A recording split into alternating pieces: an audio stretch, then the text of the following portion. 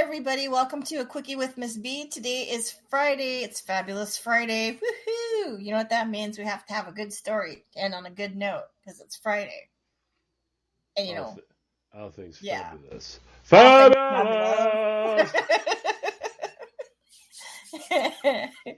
Yes, indeedy. So today we're going to talk about those random emergency calls. Now, I have one, John, that has stuck with me for probably 25 years. Oh, my word. This is from a long time ago. This is back when dot matrix was a big thing, people. So all of you that know what I just said, you're old. Actually, now that I think of it, there's actually two stories, but let me tell the first one because this one has to do more with the actual emergency phone call.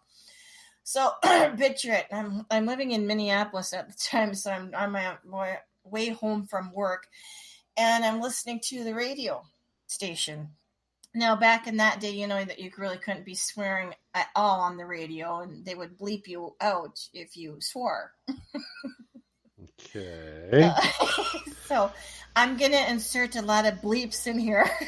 Just warning you. Beep, beep, beep, beep, beep, beep, beep, beep, beep, beep. Yeah. So anyways, this caller ends up hitting a deer, and he thinks, oh, okay, I'm going to throw it in my back seat, and I'm going to take it home with me. Free food. Works for me. Okay, so at some point in time, the deer is not dead. Oh, man. The deer comes to.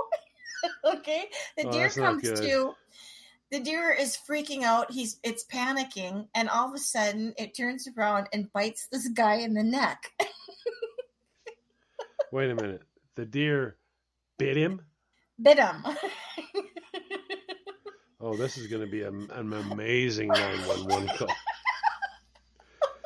You're setting the stage for absolute pandemonium here. Oh, yeah.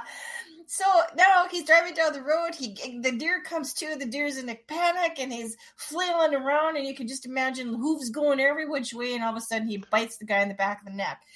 The guy immediately pulls over to the nearest phone to make a 911 call.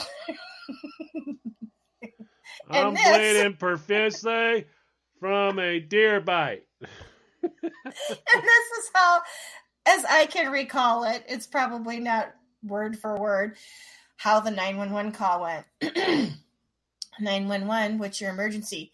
Yeah, I got a deer that just bit me in the back of the bleeping neck. I'm bleeding. I need bleeping help right bleeping now.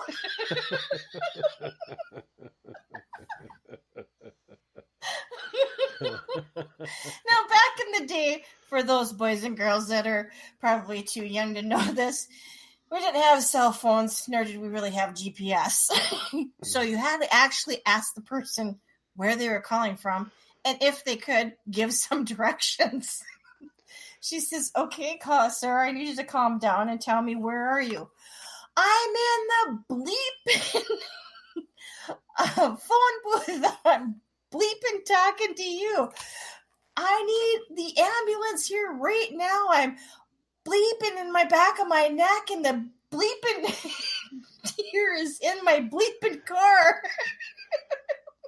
I'm gonna bleep and die. Quick question, sir. How'd the deer get in the car? Before I bleep and send you some bleeping help to stop the bleeping bleeding on the back of your bleeping neck, how about you bleep and tell me how the bleeping deer got in the bleeping car in the bleeping first place? So she's like, can you tell me where you are? I told you, I'm in the phone booth. Oh, I'm busy. that phone booth. Yeah, the only one in America. Gotcha. We're on our way. And then, of course, she's trying to, get more information. And as she's trying to get more information, he's getting really mad. And then he's like, I'm mother bleeping bleeding. Get me a bleeping ambulance. I'm bleeping dying here. I don't think anyone's actually died from a deer bite. Unless the deer bit him in the jugular. If it did, well, this is just going to get richer by the moment. Please do continue. So now picture this as I'm listening to this in the car, and I'll hear this conversation going on between him and the 911 operator. We're practically in standstill traffic. And of course, you're bored at that point in time, so you're looking around to see what's going on. So the person in the car next to me is just looking at me like, what the heck is going on with her? She's spazzing out with nothing but pure laughter. Which is something many of us do on a weekly basis. So we all of us that listen to this show and are a part of this show actually know what that woman's thinking, because we also have thought it. Yeah. Yeah. So the moral to the story, boys and girls, is don't put a bleeping deer in the back of your bleeping car. Unless you bleep and make sure it's bleeping dead first. And on that note, let's take a bleeping break. There you go. Welcome back, everybody. You're listening to A Quickie with Ms. B. I'm Ms. B. Wow, we had a blooper. And you used all those words in a sentence, too. Yep. Excuse me. So I have one more story for you that I'll leave you with. Hopefully it'll be funny and memorable. Memorable. Well, that was funny. That was funny right there. A little tongue-tied. You gotta love a live blooper. I'll be remembered. Baby. I'm just practicing on how I'm going to tell the story. Oh, okay. Okay, so anyways, here's my last story for today on Fabulous Friday. So this was a number of years ago. We were at one of the parades for the World Series when the Minnesota Twins won. It was quite a while ago. So my father... 1944. Not that long ago. My father-in-law at the time was feeling rather ill, so we decided that we should take him to the emergency room because he didn't seem to be doing very well. So this was back in the day where you didn't have actual rooms. There was just like partitions with curtains in between, the rooms, or, for where it was located in the emergency room. So we're waiting around for the doctor, and of course, they were over at the next room helping out this guy. This guy apparently had fallen down and cut his head pretty bad, to the point where he needed stitches. He didn't have that button.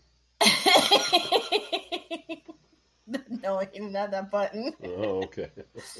So they got to give him stitches, and so they took care of him. The doctor comes back in and says to him, okay, Mr. So-and-so, you're ready to go home, but we can't discharge you until you have a ride. Somebody needs to come pick you up. He's like, no, I'm fine. And he's trying to convince the doctor that he's fine. He says, no, sir, you're not fine. Yes, I'm fine. He says, no, sir, I think you're intoxicated, and you really need to have somebody come and get you. So there's this pause. And you can just about hear the gears turning in this guy's head. He says, I talk like this all the time, trying to defend himself. But at the meantime, you know that he's trying to think of something to say. So the doctor is trying to drive this point home that, no, you're intoxicated. I can't release you until somebody comes and, picks you up. I can't just let you, go off by yourself. He says, No, no, that's perfectly fine. I'm quite capable of taking care of myself. He says, I'm not worried about that, but you truly are intoxicated. And I know this for a fact. And the guy goes, well, how do you know that? And so the doctor says, because you're slurring your speech. And the guy turns around and says to him in his drunken voice, I'm not intoxicated. I talk like this all the time. And the doctor says, no, you're slurring your speech. I talk this way all the time. And he's like, no, really, you're intoxicated. And this kind of went back and forth for a couple of minutes. And then finally he said, sir, really, you're intoxicated. I know this for a fact. You're slurring your speech. You're not speaking correctly. You're slurring your speech. This is the way I always talk. And so this time he added, because I had a lobotomy done in 1971. Now you can picture that the doctor, the nurse that were in the other room come rushing out, and they're just in the hallway there laughing. Now we're in the next room hearing this whole thing going down. And do you know how hard it is to try to be quiet when you want to laugh your butt off? Especially for you. I know. I'm surprised you didn't open the curtain, get some popcorn, and go, shh, no, it's fine. Just carry on. We're just this is better than a movie. And I was trying so hard not to laugh. And the harder that I was trying not to laugh, the more that I just needed to laugh. So I'm out there in the hallway with the doctor and the nurse laughing right next to them. They're trying to gain their composure to go back into the room to finish with this patient. Okay, Mr. Frontal Lobotomy. I have to say that was the best drunk excuse I've ever heard in an emergency room. Just saying. And on that note, speaking of alcohol, let's go get some. Yes.